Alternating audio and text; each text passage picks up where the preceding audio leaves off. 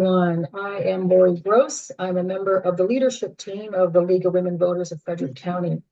And now that March Madness and the eclipse are behind us, we can focus on important things like candidate forums. So tonight we're going to hear from some of the Democratic candidates for Maryland's 6th Congressional District. And we split the Democratic field alphabetically, and we will hear from the other Democratic candidates in forums scheduled for the 16th of April and the 23rd of April. And the Republican candidates forum will be on April 18th. The League of Women Voters is a nonpartisan group. We encourage informed and active participation at all levels of government. We strive to increase understanding of major public policy issues, and we influence public policy through education and advocacy. Dr. Betty Mayfield is our moderator tonight. She is a professor emerita of mathematics at Hood College and a past co-president of the League of Women Voters of Frederick County. She will review the rules for tonight's forum and will get us started by calling on our candidates for their opening remarks. And here is Betty. Thank you, Lori, and welcome everyone. I'd like to remind you that tonight's event is not a debate, it's a forum.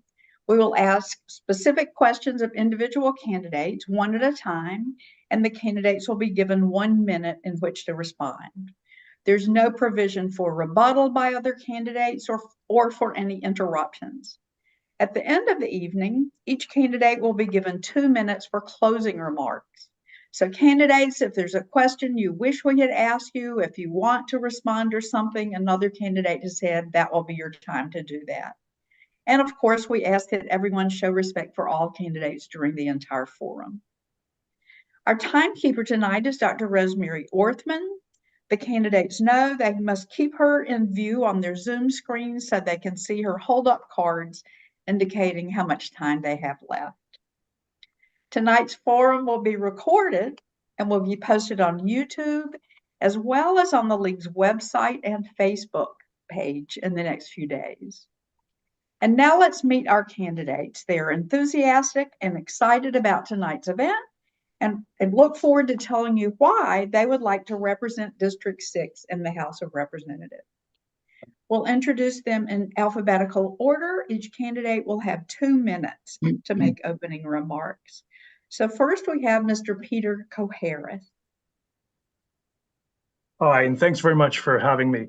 Because my last name is Kohareth and it's hard to remember and hard to spell, our website is peterformaryland, all spelled out.com. Genius, I know. I started life a little bit differently than most folks. I was an orphan. I was born in Greece.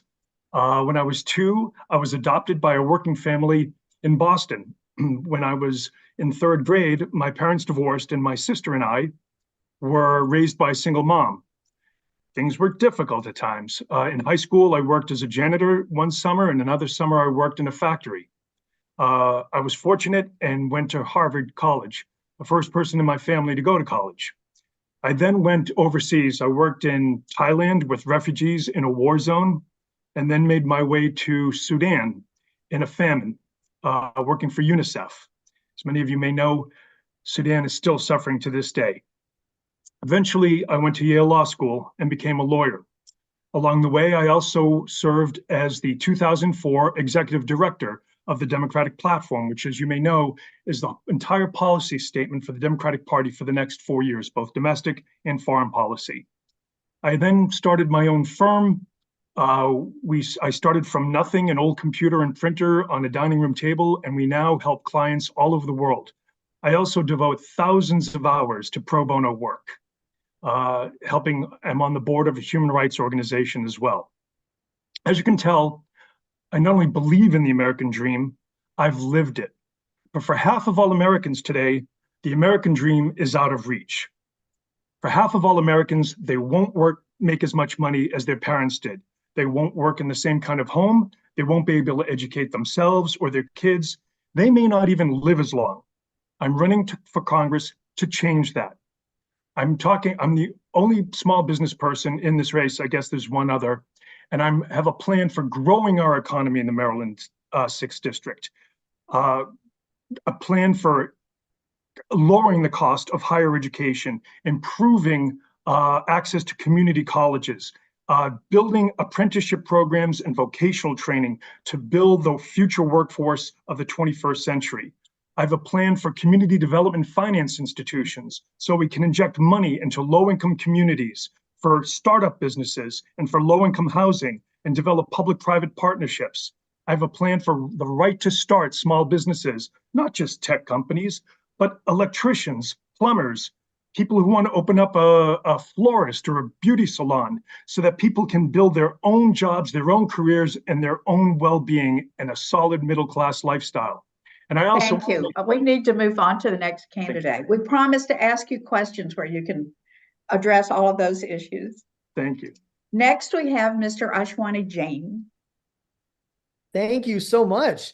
Hello, everyone, for watching. My name is Ashwani Jain. I use he, him pronouns. I'm a 34-year-old son of immigrants and small business owners, a very proud product of Maryland Public Schools, a published author, and I'm also a cancer survivor. I also have experience working in the public, the private, and the nonprofit sectors. I am running for Congress in my home district, not just to make history as Maryland's first millennial or first Asian American to be elected, but because I have specific policy solutions to open the doors of opportunity for all of our community members. And after spending 90% of my time, 7 days a week, personally meeting voters at their homes, I've learned that most voters across this district, they're still undecided. They don't care about fundraising numbers or endorsements, and they still don't trust politicians because they are often spoken at as opposed to spoken with. So what's going to win this election is someone who has the most relevant experience and can earn that trust back. When it comes to experience, what is needed in Congress is someone who understands how to build coalitions at the federal level and fight for federal funding for our district. I have the most expansive federal experience of all the great candidates in this race. That includes being appointed to 2 different offices in President Obama's White House and 2 federal agencies. When it comes to earning trust, not only do I refuse donations from corporations, special interests, and PACs of any kind, but I've also offered specific nuanced policy solutions at janeforcongress.com.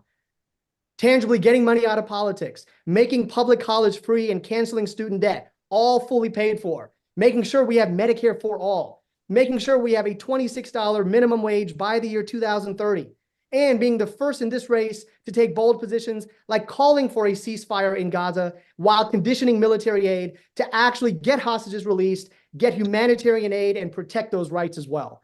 I'm really looking forward to the conversation today. And again, thank you so much for this opportunity. Thank you. Next, we have Ms. Leslie Lopez. Thank you, Dr. Mayfield and Dr. Orthman, for your great timekeeping.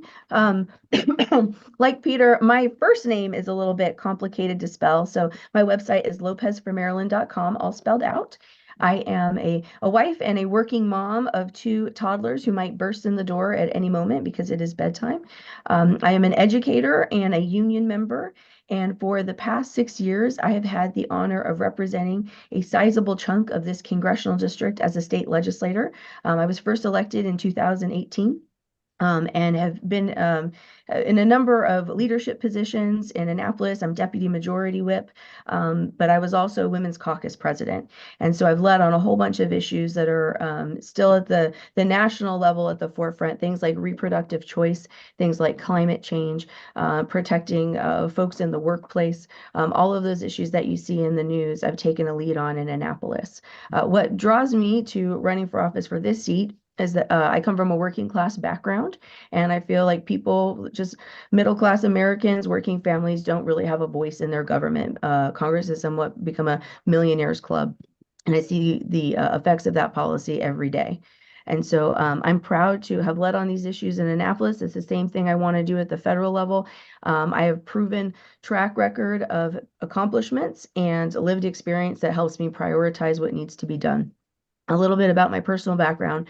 I was raised by a single mother who had me when she was active duty in the United States Navy, and we came back to America, and I was raised by my mom and my grandparents, who both passed away by the time I turned 18. And so I was really just thrust out into adulthood without much guidance, and I really struggled.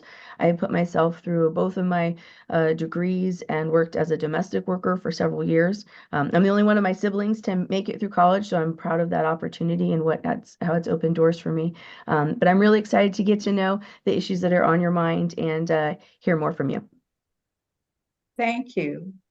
We're also expecting candidate George Gluck to join us. We think he might be having some technical issues right now. So I hope that soon he will also be on the call with us. Tonight, we'll go through 7 rounds of questions, and each round will give each candidate 60 seconds in which to respond to a question assigned at random. Each candidate will get a different question. And now for our first round, and Ms. Lopez, will begin with you. If you're elected, what sort of impact do you hope to make during your first term? Sure. So I think in addition to all the policy areas that I know we're going to talk about today, something that I would really, really prioritize is leaving off or picking up where Congressman Trona is leaving up and having standard setting constituent services. This is a very difficult district to represent when it comes to constituent services. It's geographically large. Politically, it's really varied. And so I'm the person in this race who has the most experience when it comes to constituent services and building relationships with people at the federal level and the state and local level. I worked on Capitol Hill for a number of years. I've worked for 27 members of Congress in total. And in addition to all the policy things I know we're going to talk about, one of the things that was prioritized for me is constituent services. I also was a lawmaker during the time of COVID. And so I have gone through really the crucible when it comes to being challenged to meet your constituency's needs when you yourself are receiving inaccurate information or changing information. And so that's the standard I want to set. Thank you. Next, Mr. Jain. Which congressional committees would you like to be a member of, and what expertise would you bring to those committees? Yeah, absolutely. There's several, and it's not really up to a freshman member of Congress to decide which one. But appropriations, ways and means, the healthcare committees, these are issues that committees that deal with a lot of different issues that impact the day-to-day lives of all of our residents and our constituents. But beyond that, it is understanding that regardless of which committee we get to serve on, we actually focus on empowering those residents, focusing on nuanced policy details. And a lot of that is based on how you campaign, which is why we have so many nuanced policy details. We're talking about specifics, and 100% of our campaign is actually run not by consultants or outsiders, but 100% by the residents of this district who are going to be impacted by all those decisions that we make. Thank you. Mr. Coharis, the 118th Congress. Oh, sorry. It was only Okay. 15.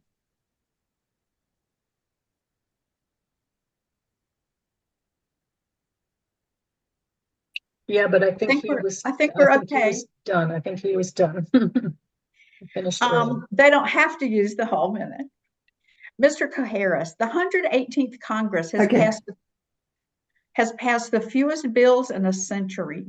What actions would you take to address that situation? Well, good news and bad news. That's the bad news. The good news is this president, despite having a Republican House and a far-right House, has been able to pass an enormous amount of legislation. So we have to look at the glasses more than half full when it comes to the Biden administration. But I'm the only candidate in this race who has extensive experience dealing with a Congress filled with Republicans. I even dealt with Republican House, Republican Senate, and President Trump to get things done when I represented human rights clients pro bono. It was tough, and not everyone up on the Hill cares much about human rights. But I was able to do it because I could build coalitions, find areas of common ground, and build coalitions and move things forward with the State Department, with the National Security Council, and with the House and with the Senate. That's the kind of deal-making, settling skill set that I don't think anyone in this race has. And I've proven it with a record of success. Thank you. Mr. Jain, given the partisan nature of our national politics, will you work to develop bipartisan legislation to be an effective advocate for us, your constituents, and if so, how? Yeah, absolutely. The reason why my progressive campaign already has the support right now of Democrats independents and Republicans from all 5 counties in this district, including the reddest of Garrett counties and Allegheny counties, is because we are focused on being accessible, accountable, and transparent. Not only do I spend 90% of my time not hosting or attending fundraisers, but going door to door along with my 224 active volunteers from this district. But I've tangibly gotten money out of politics, refusing money from corporations and special interests of any kind. I have the most detailed policy agenda on my website, again, all written by these residents who are going to be impacted by these decisions, where we talk about from A to Z what exactly I'm going to do and how I'm going to pay for it. And again, we're giving them a real, genuine seat at the table. So that's how you start to build coalitions. It's how you campaign. And then again, when you're focused on those nuanced policy details that are going to impact the day-to-day lives of those constituents, it's a no-brainer that they're going to come on board and they're going to support not just to win an election, but also to govern sustainably. Thank you so much. Mr. Koharis, what priorities do you have for the 6th district to help your constituents? Well, as I mentioned in my opening, building an economic, not only base, but helping the district grow. Many of my colleagues who are running constantly talk about government programs, and they pretend that it's free or close to free, and that somehow magically a state that is facing a budget deficit, many counties that are facing budget deficits, and a federal government that is facing massive budget deficits are going to pay for this wish list of programs. I'm not going to trick anyone into voting for me by promising things everybody knows cannot happen. You want to campaign properly, don't promise the moon to people, be honest. I'm talking about private sector economic growth. People want good jobs. They want to be able to afford to buy their own homes. They want to be able to afford to educate their kids without crushing debt. They want to be able to get jobs if the college isn't the right move for them, community colleges, vocational training, apprenticeships. I'm the only one in this race talking about how to grow the economy of the 6th district. Thank you. And Ms. Lopez, could you explain your position on the federal government's relationship to local education? Sure. So we're living in a really interesting time. I'm an educator. My mother was a public school teacher for 30 years after she got out of the military. And I think we're really living in a time where we're seeing educators being attacked, things with book bans. I know in Frederick, this is constantly an issue, and we're seeing it in other parts of the state too. And so I think in a lot of ways, at the federal level, we need to put protections in place so that way everyone, when they are in school, feels as though they are not discriminated against. We're supporting teachers, and the best way we can support teachers is by giving them the wages that they deserve and giving them the resources they need. That can also include increasing the number of social workers that are in school to provide wraparound services and investing in community school models. A lot of these things have to be implemented at the local level, but the funding can come in at the federal level. Also, we need to fully fund IDEA and I'll stop there, but lots of ideas still on education and excited for the opportunity to talk more. Thank you. Now for round 3, and to prove that we really did assign these questions at random, Ms. Lopez, you're up again. Although the Chesapeake Bay is not in District 6, the health of the Bay is of concern to Marylanders. Please explain your position on advocating for and assisting federal agencies in maintaining the health of the Chesapeake Bay. Sure. Well, I think the first thing we need to do is to hold bad actors accountable. And there are some environmental regulations that are in place, but they're not as enforced as they need to be. And we certainly need to have President Biden back in the White House to make sure that those regulations don't get further reduced, because we see that, and we saw that during the Trump administration. One of the things we need to do is fully fund the EPA. That becomes a political football as soon as there's Republicans in charge of in the White House or in charge of the House and the Senate. We see that constantly. Locally, I've worked on a lot of bills to fight climate change and protect our natural heritage, things like the Climate Solutions Act. That was the biggest investment at the state level in renewable energy. I think Western Maryland has incredible potential to show what a green economy looks like and to upskill and reskill workers to meet the demands of the 20th century. And we're moving in a great position. It just really comes down to funding. Thank you.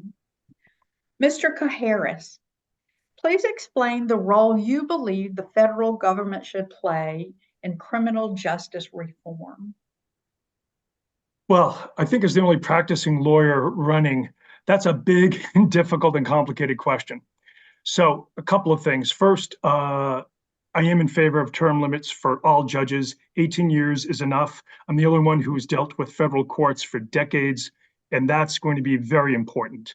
With respect to criminal justice reform, it's a tricky question, and not least because, much of our criminal laws are focused on the state, and different states, I think, have different needs and different approaches. And I think that's not unimportant. But when it comes to fundamental rights, constitutional rights, like voting rights, civil rights, fair housing, labor standards, things like that, environmental, as my friend Leslie just mentioned, we need to have vigorous enforcement of our criminal laws, securities laws, obviously, things like that. With respect to other issues, I think we have to be a little bit hands-off and not think just because we have the power to do something, that means we necessarily should do something. So I think we have to be cognizant of the fact that states are partners with respect to enforcing our criminal laws. Thank you. And Mr. Jain, complications can arise when abortion laws between states conflict. Should the availability of drugs like mifepristone and misoprostol through the mail be outlawed? Should the federal government create a national law addressing this issue? We need to have medication abortion readily available, especially in rural communities, which a lot of the 6th District is, and a lot of them get their care from local pharmacies. But that also ties into reproductive justice. Back in October, I became the first candidate to have a reproductive justice platform at janeforcongress.com that looks at the issue in a comprehensive way. I talk about federally protecting access to safe abortions and gender-affirming therapy, having comprehensive sex ed in our public schools, which teach about everything from abstinence to contraceptive care to consent and gender identity, making sure we have free menstrual products in every public restroom, because if toilet paper can be free, so should menstrual products. Also making sure that we have Medicare for all. We have extending the solvency of Social Security by lifting the earnings cap. We invest in caretakers. We have a minimum nurse to patient ratio so that patients are actually getting the care that they need. We have universal child care.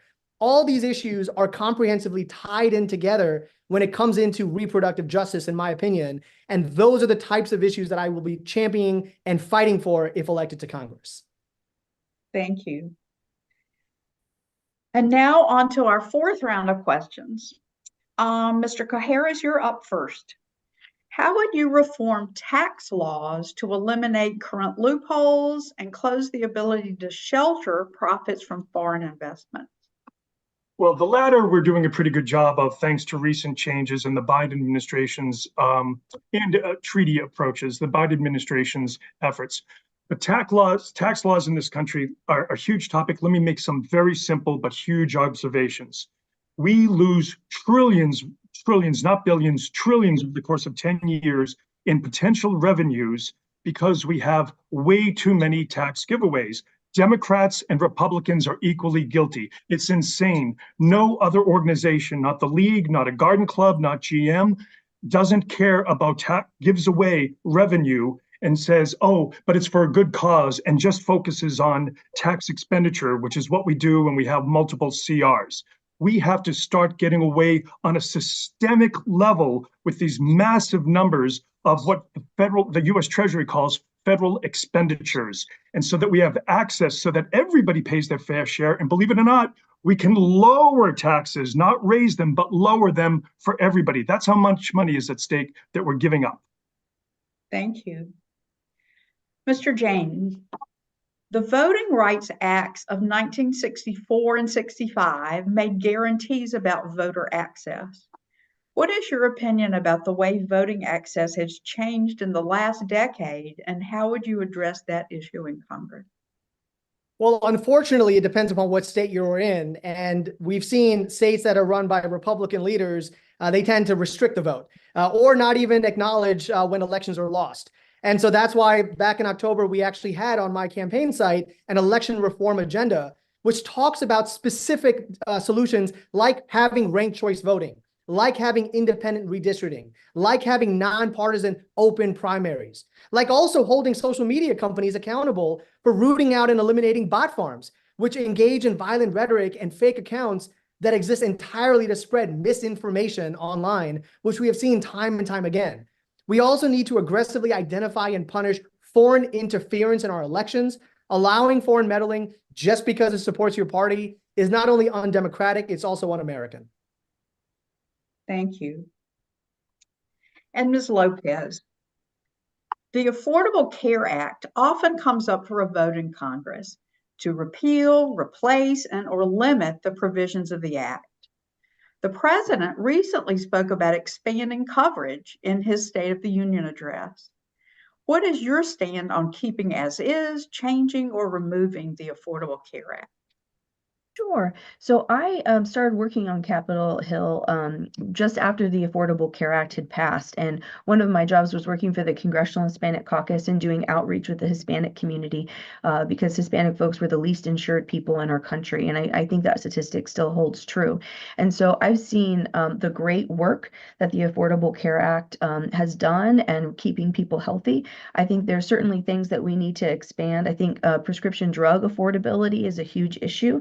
When you go to fill a prescription and you don't know exactly how much it's going to cost, that's a huge insecurity and instability for folks. As a state delegate, I've worked a lot on medical debt issues. One of the bills that I'm proud of that will hopefully be signed into law pretty soon, it passed both chambers, aims at reducing medical debt. The year before, I passed a bill that addresses the healthcare worker shortage, particularly in rural areas. And I'm sorry, my child's watch just beeped. I think there's a lot of work to be done. It's a great foundation, and we need to be aggressive about making sure people stay healthy. Thank you. And on to round 5, and Ms. Lopez, you get to go first in this round. We've recently seen a high-profile case in which parents were held accountable for gun use by their child. How do you feel about that development, and should gun manufacturers also be held accountable? Sure. So that case is really sets a precedent. And I think there's a lot to be learned by the specific details in that case. These parents knew that their son desperately needed mental health resources, and they denied it, and they were negligent. And so I think there's a very valid case that was made there. I think gun manufacturers also need to be held responsible. Just last week, we passed a bill that provides liability for corporations who are producing firearms that can be seen as negligent in their business practices. I think that's a great approach. I'm the author of the ban on ghost guns that passed 2 years ago. And I learned probably more than anyone would want to know about the firearm manufacturing industry. And, there's certainly a white collar element to gun trafficking, and there's good actors and there's bad actors, and we need to make sure that people are held accountable. And I think the same thing goes for being a parent. Being a parent is the most difficult thing you'll ever do in your life. We need to provide resources to parents, but also hold people accountable. Thank you. Mr. Jain, the proliferation of privately owned guns, and particularly semi-automatic weapons, has resulted in a major loss of life, with 656 mass shootings in 2023. Do you believe it's reasonable to require training, registration, and mental stability tests before acquiring a weapon? Short answer, yes. Longer answer. And people can hold me accountable and actually look at my gun violence prevention platform at janeforcongress.com. I talk about having universal background checks, banning assault weapons, applying new merchant codes so that we can actually track where these guns are being purchased, holding gun manufacturers accountable for the violence that is done by their guns. We also talk about having a voluntary gun buyback program, not to punish responsible gun owners, but actually to work with local law enforcement so that folks can turn in their guns voluntarily and then get a cash receipt in exchange for those weapons. I also talk about supporting Ethan's Law, which talks about safe storage in their homes, especially when children are present. These are all comprehensive, tangible measures that are supported by a majority of responsible gun owners, in addition to investing in more mental health services. All of these need to be tackled. We've been very vocal and clear and nuanced on it on this campaign trail, and that's what I would do if elected as well. Thank you. Mr. Cajeras, what legislative approach should Congress take to deal with the proliferation of artificial intelligence in our country? Okay, so I actually know a little bit about this area because I'm involved with a couple of startups. The good news is, and I have to say there is good news, AI can lead to extraordinary improvements in people's lives, especially people with disabilities, physical and mental disabilities. AI can help people even potentially live more independently and live longer. That's the good news. The bad news is we are just beginning to scratch the surface with respect to some of the dangers that AI poses, not only for everyone, but especially for teens and for the elderly, vulnerable populations. I think the Europeans have an interesting approach, which is to try to make things as transparent and require people to understand and make it clear that AI has been involved with respect to a product or with respect to a service, so that people aren't duped or fooled into thinking that what they're seeing was human created. But beyond that, I have something else to add and another question, hopefully. Okay, thank you. Mr. Jain, we're now entering our 6th round in case anyone's counting. Social media executives testify before Congress every year about the harmful effects of their platforms with limited legislative follow-up. How might you address the issues of teen addiction to social media, as well as other societal ills exacerbated by social media sites?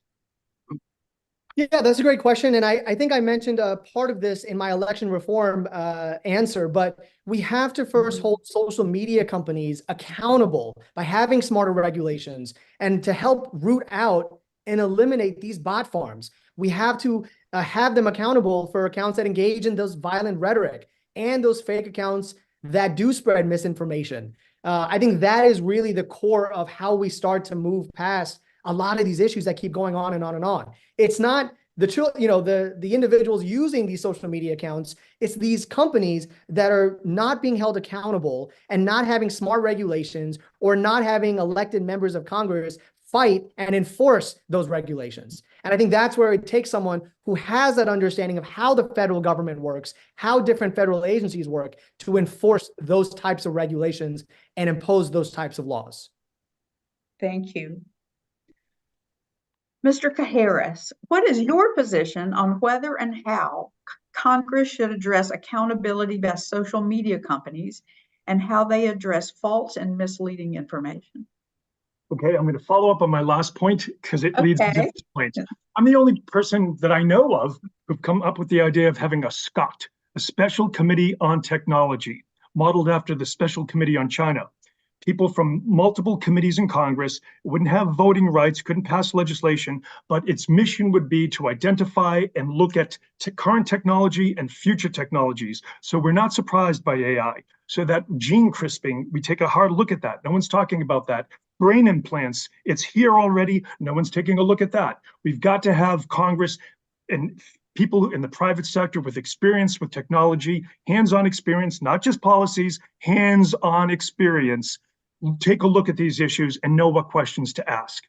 With respect to social media companies, I think there's such a range now and they're emerging. I think, again, a SCOT could take a systemic look at what some of the problems are and what we can do to make sure that they grow, but don't do so at the detriment of our citizens. And that's, I think, a policy initiative you have not heard anywhere else.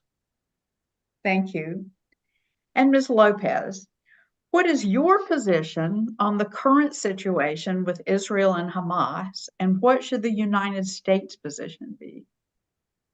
Sure. So I'm from a military family and understand the cost of war. And so I am not a particularly hawkish person, but I understand that there's huge geopolitical balances that are in flux with Ukraine and Russia, and also with Israel and Hamas and Iran's involvement.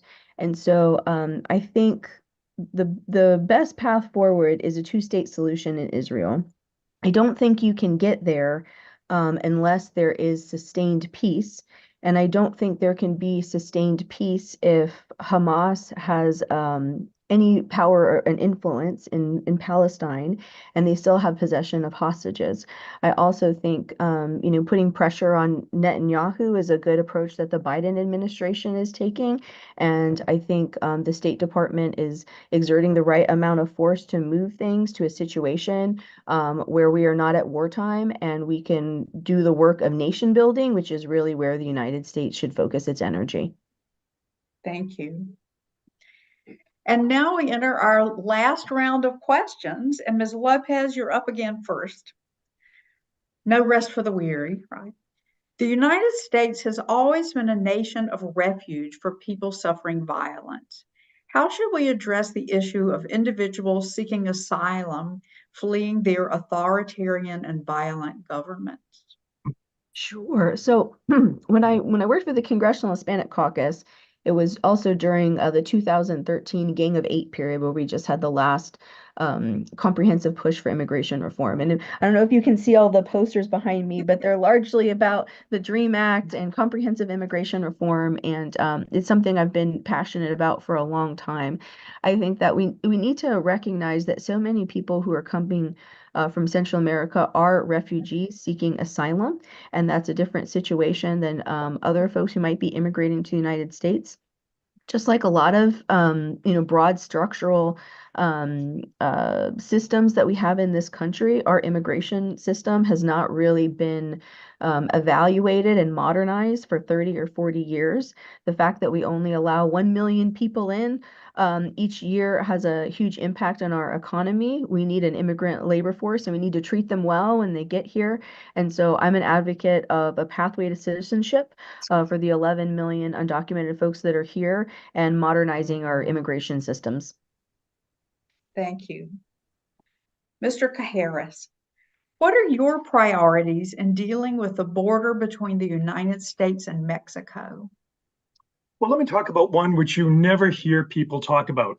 We always talk about the south to north migration of people and fentanyl and other problems. How often do you hear about the north to south transport of drug money and weapons, often military weapons? 90% of the weapons that go to Haiti are from the United States. There are so many military-grade weapons in Mexico that parts of Mexico are unsafe for anyone. In Venezuela, there's a civil war thanks to drug gangs taking on the government.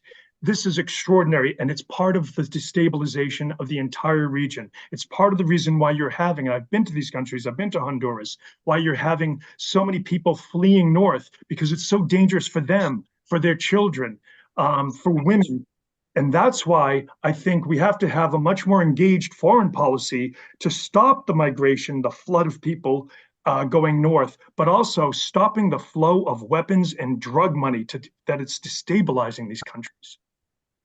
Thank you. And Mr. Jain, the 6th district is large and diverse. It includes 4 whole counties, plus part of Montgomery County, and nearly 800,000 people. How would you successfully represent the needs and interests of your constituents? Yeah, I love that question. Again, how someone campaigns, I think, is a good reflection of how they were governed. My entire campaign is, again, run by residents from the 6th district. I refuse money from outside influences. We have over 224 active volunteers from the 6th district, all 5 counties. We've canvassed more than 51,000 individual voters as well. And like I said earlier, we've already gained the support of the Democrats, Independents, and Republicans from across this beautiful district that we have. And that goes back to how we're running the campaign It goes back to the nuanced policy solutions, not just saying we need to have affordable healthcare, but talking about Medicare for all, not just saying we need to protect human rights, but actually calling it for what it is. You need a ceasefire to do so. Not just saying, yeah, we can't have free public college, but saying, hey, it's actually costing us more to not have free public college, and you can pay for it through an ultra-millionaire tax championed by Senator Elizabeth Warren.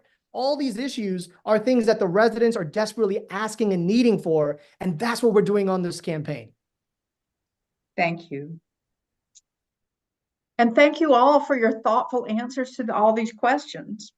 At this time, we'll offer each candidate the opportunity to make a 2-minute closing statement.